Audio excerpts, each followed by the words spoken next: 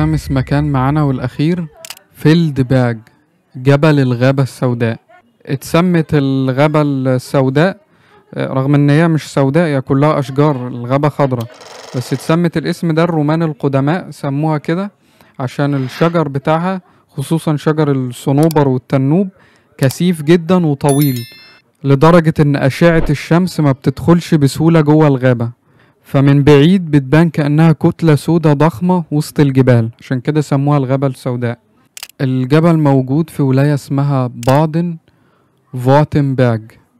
المكان قريب من الحدود مع سويسرا وفرنسا، ومن فوق الجبل ده تقدر تشوف الغابة كلها وهي مفرودة تحتك زي بساط أخضر كبير.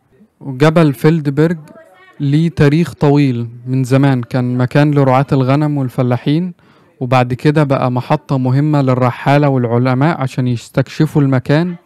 بعد كده في القرن العشرين بقى من أول الأماكن اللي فيها نشاط تزلج أو تزحلق على الجليد في ألمانيا في الشتاء. وفي الحرب العالمية التانية استخدموه في المراقبة العسكرية بسبب ارتفاعه العالي. دلوقتي الجبل ده بقى ملجأ لعشاق الطبيعة في كل الفصول. في الصيف بيتمشوا وسط الغابات، وفي الشتاء بيتزحلقوا على الجليد وبيشوفوا كل حاجة من حواليهم متغطية باللون الأبيض، لون التلج.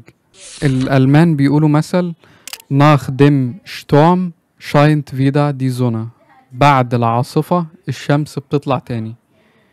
وده بالظبط إحساسك فوق جبل فيلدبرج. الجو بيتغير بسرعة، الضباب بيجي ويختفي، لكن في الآخر دايما الشمس بتطلع وتسيب وراها منظر يشرح القلب.